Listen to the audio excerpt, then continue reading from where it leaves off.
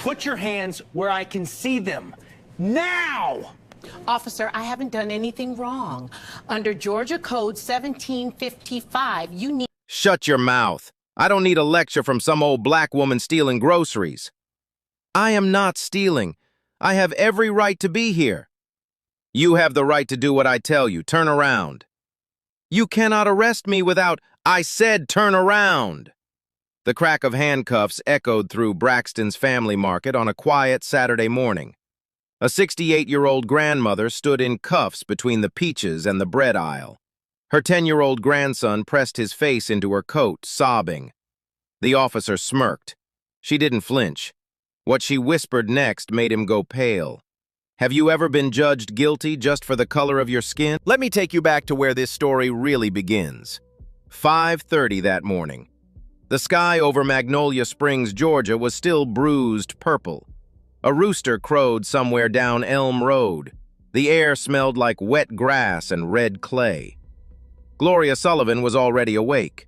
She stood in her kitchen in a faded floral housecoat, her hands dusted with flour. The coffee maker gurgled on the counter.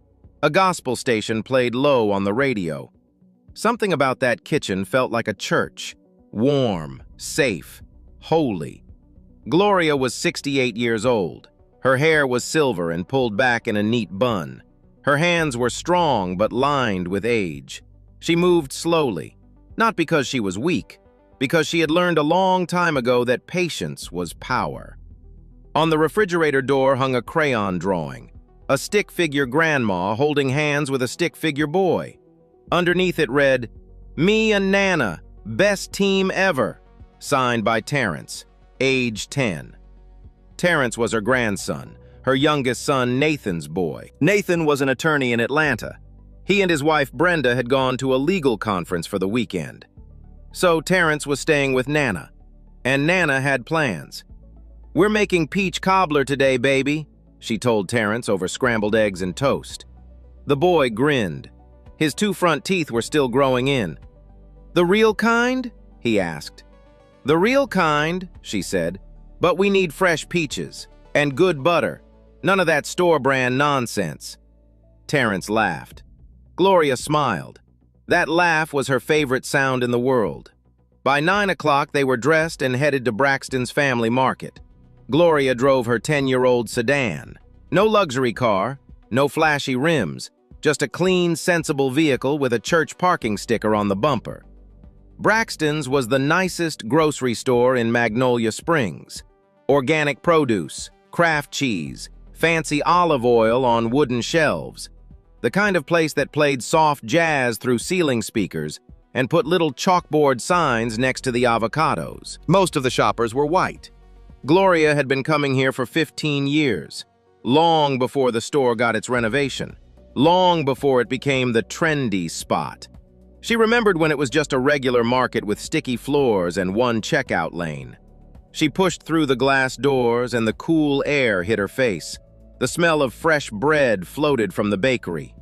Terrence grabbed a mini cart and pushed it proudly beside her. Janet Prescott, the store manager, waved from the customer service desk.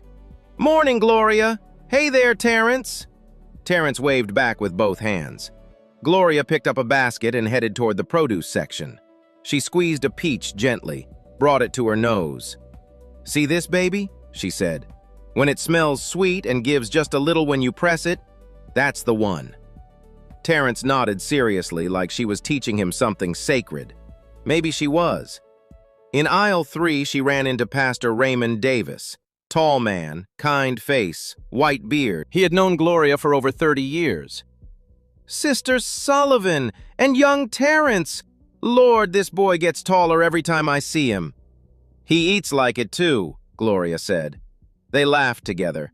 Easy laughter, the kind that comes from decades of trust. Now let me tell you about the man sitting in the patrol car outside. Officer Derek Holloway, 42 years old. 14 years on the Magnolia Springs police force. Broad shoulders, buzz cut, mirrored sunglasses even on cloudy days. He was parked right in front of Braxton's, engine idling, window cracked.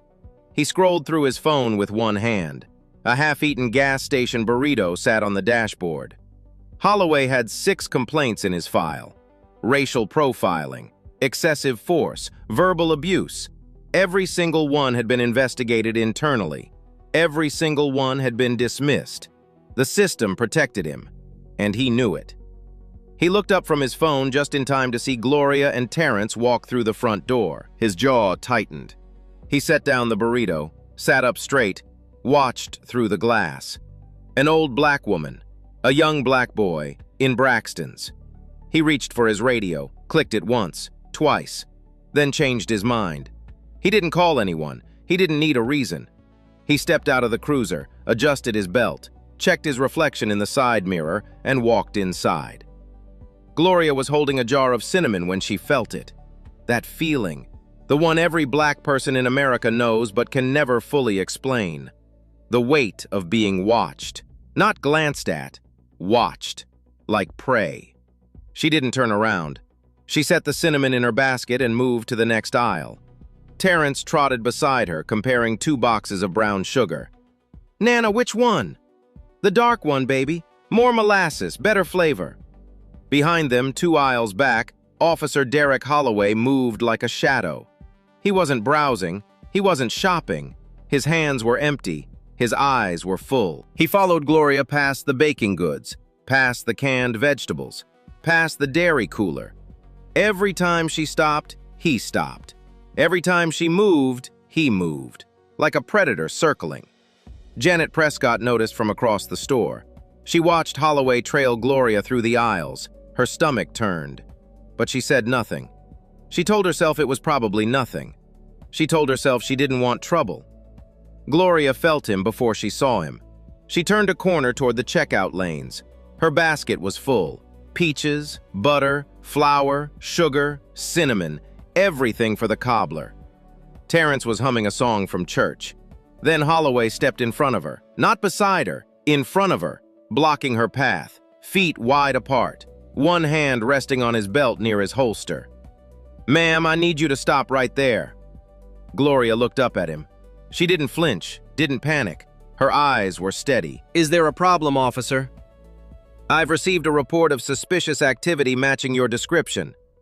There was no report, no call, no dispatch, nothing. He made it up on the spot. The narrator wants you to know that clearly. There was no report. Gloria's voice stayed level.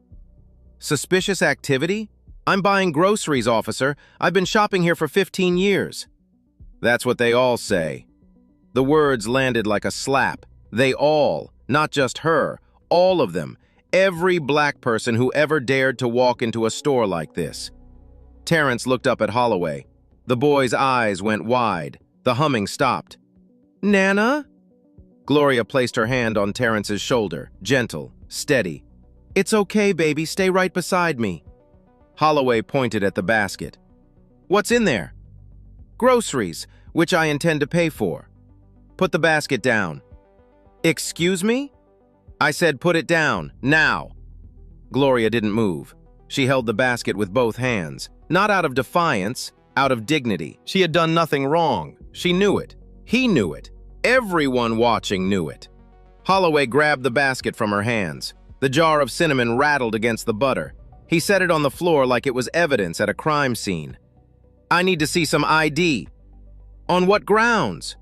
"On the grounds that I'm a police officer and I'm telling you to show me your ID." Gloria paused.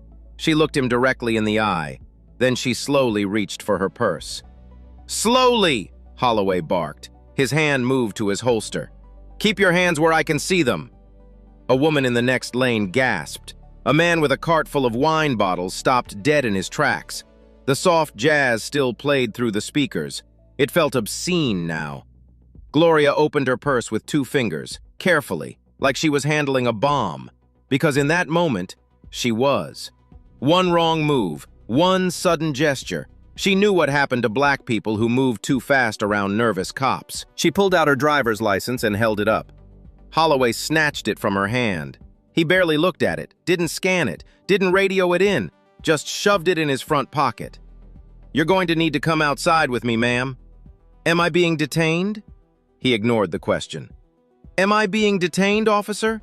Under the Fourth Amendment, you are required to tell me if I am being lawfully detained and on what charge." Holloway's neck turned red, his jaw clenched. Nobody talked to him like this, especially not someone who looked like her. "You're making this harder than it needs to be. I am asking a legal question. Am I being detained?" From behind them, Pastor Raymond Davis stepped forward. His voice was calm but firm. "Officer, I know this woman.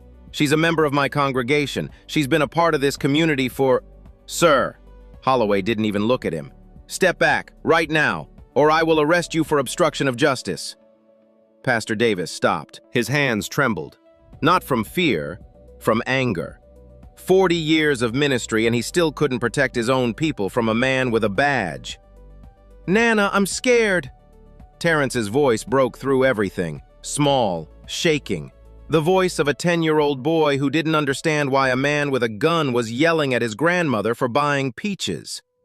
Gloria looked down at her grandson. Her heart cracked, but her face didn't show it. She had learned a long time ago that showing pain to people like Holloway only gave them power. "It's all right, sweetheart. Nana is right here." Holloway stepped closer, close enough that Gloria could smell the gas station burrito on his breath. "Last chance, come outside, or I'm placing you under arrest." "For what crime?" "Resisting a lawful order." "There is nothing lawful about this, officer." Holloway grabbed her wrist. Gloria stiffened but did not pull away. She knew what pulling away meant. She knew what resisting arrest looked like on a police report. She knew how that story ended. He spun her around, hard. Her shoulder twisted. Pain shot down her arm. He pulled out his handcuffs. The click was loud. Cold steel on warm skin. The sound echoed through the store like a gunshot. Terrence screamed, not cried, screamed. The kind of scream that comes from a child watching something break inside the person they love most in the world. "Nana! Nana, let her go! She didn't do anything!" A woman nearby knelt down and wrapped her arms around Terrence. A stranger. She was crying too. Gloria stood in handcuffs between the bread aisle and the checkout lanes of a grocery store where she had shopped for 15 years. Her silver hair was coming loose from its bun. Her purse hung open on her shoulder. Her wrists were locked behind her back. She had not raised her voice. She had not resisted. She had not committed a single crime. Janet Prescott rushed forward. "Officer, please!" "She's a regular customer. I know her personally. There's been some kind of mistake." Holloway didn't blink. "Ma'am, unless you want to join her, I suggest you stay out of police business." Janet stepped back, her lips pressed together. Her eyes burned, but she stayed quiet. By now, every person in that store was watching. Some were frozen, some were whispering. But at least 9 of them did something that mattered. They pulled out their phones. 9 cameras, 9 angles, 9 witnesses. The red recording lights blinked in silence, and Officer Derek Holloway, so focused on his power, never even noticed. He gripped Gloria's arm and marched her toward the front door. Her basket of peaches and flour and butter sat on the floor behind her. Abandoned, like it didn't matter, like she didn't matter. Terrence broke free from the stranger's arms and ran after her. "Nana, don't take my Nana!" His small sneakers squeaked on the tile floor. His face was soaked with tears. Gloria looked over her shoulder. Her eyes met his. "Stay inside, baby. Pastor Davis will take care of you. Nana will be right back." Her voice didn't shake, but if you looked closely, just for a second, you could see her chin tremble. Just once. The parking lot hit Gloria like a wall. 92 degrees, Georgia summer. The asphalt shimmered with heat waves that made the parked cars look like they were melting. Holloway marched her across the lot with his hand clamped on her arm. His grip was too tight. His fingers dug into the soft skin above her elbow. She could feel the bruise forming already. Each step sent a jolt through her twisted shoulder. She said nothing. He led her to his patrol cruiser, a white Ford Interceptor with the Magnolia Springs police crest on the door. The engine was still running. The air conditioning hummed through the cracked window. Cool air for him. Georgia sun for her. "Stand here. Don't move." He positioned her next to the hood of the cruiser. "Right there. In the open. In front of the store entrance where every shopper walking in or out could see a 68-year-old black grandmother standing in handcuffs like a dangerous criminal. A mother pulled her child closer and walked faster toward the entrance. A man loading groceries into his truck stopped and stared. An elderly white couple shook their heads and kept walking. Gloria stood perfectly still. The metal cuffs were hot from the sun. They burned against her wrists. Sweat rolled down her temple and along her jawline. She didn't wipe it. She couldn't. Through the glass doors, she could see Terrence. Pastor Davis was kneeling beside him, holding both his hands, talking softly. But Terrence wasn't listening. His eyes were locked on his grandmother through the window. His mouth was open. His chest was heaving. Gloria looked away. If she kept watching him cry, she would break. And she could not afford to break. Not here. Not now. Not in front of this man. Holloway leaned against the cruiser and pulled out his radio. He clicked the button and spoke with the casual tone of a man ordering lunch. "Dispatch, this is Unit 14.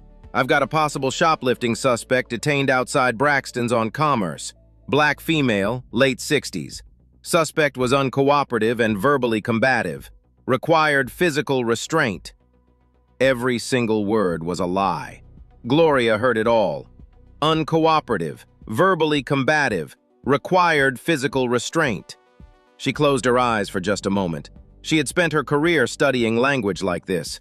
She knew exactly what those words were designed to do. They were building a story, a false story. One that would justify everything he had done and everything he was about to do. "Now," Holloway said, turning back to her, "let's see what you've got in that purse." "I do not consent to a search." "Wasn't asking for your consent." "Officer, under the Fourth Amendment of the United States Constitution, you cannot search my personal belongings without a warrant, my consent, or probable cause. You have none of those." Holloway smiled, a slow, ugly smile. The smile of a man who had heard those words before and learned long ago that they didn't matter. Not out here. Not when it was his word against hers. "Probable cause is my professional judgment, ma'am, and my professional judgment says you're hiding something." He unzipped her purse and turned it upside down. Everything fell onto the hood of the cruiser. Her reading glasses, her leather wallet, a church bulletin from last Sunday, a small bag of peppermints, a folded photograph, her blood pressure medication, a tube of hand cream, a pen from Terrence's school, her car keys, her entire life scattered across the hot metal hood of a police car for everyone to see. Holloway picked through the items one by one. He opened her wallet and counted her cash. $43. He looked at her credit cards. He unfolded the photograph. It was a picture of her late husband, Colonel James Sullivan, in his Army dress uniform, taken the day he received his second commendation. He had been dead for 6 years. She carried that photo everywhere. Holloway glanced at it, tossed it back on the hood. It slid across the metal and nearly fell to the ground. Gloria watched the photo of her dead husband slide across the hood of a police cruiser in a grocery store parking lot. Something shifted in her chest, something deep and old and dangerous. But she held it. She held it the way she had held everything for 68 years, in silence. "Nothing here," Holloway muttered. He sounded almost disappointed. Then he turned to her. "I'm going to need to do a pat-down search." "Absolutely not. It's standard procedure." "It is not standard procedure to pat down a handcuffed 68-year-old woman who has committed no crime in a grocery store parking lot. And you know that, officer." Holloway stepped forward. He ran his hands along her sides, down her arms, across her back, along her waist. His hands were rough and deliberate. This wasn't a search. This was a message, a reminder of who had the power and who didn't. Gloria stared straight ahead. Her jaw was set like concrete. She did not flinch. She did not cry. She stood there and endured it the way black women in this country have endured things for 400 years. He found nothing. Of course he found nothing.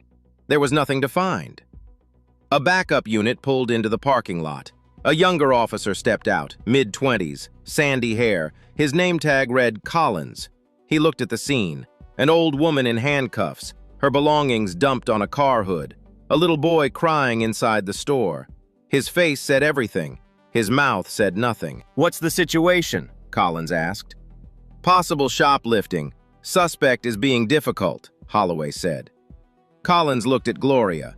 She met his eyes. He looked away first. The crowd was growing now. People were stopping in the parking lot, leaning against their cars, watching. Some were recording on their phones from a distance. Others just stood and stared with their arms crossed.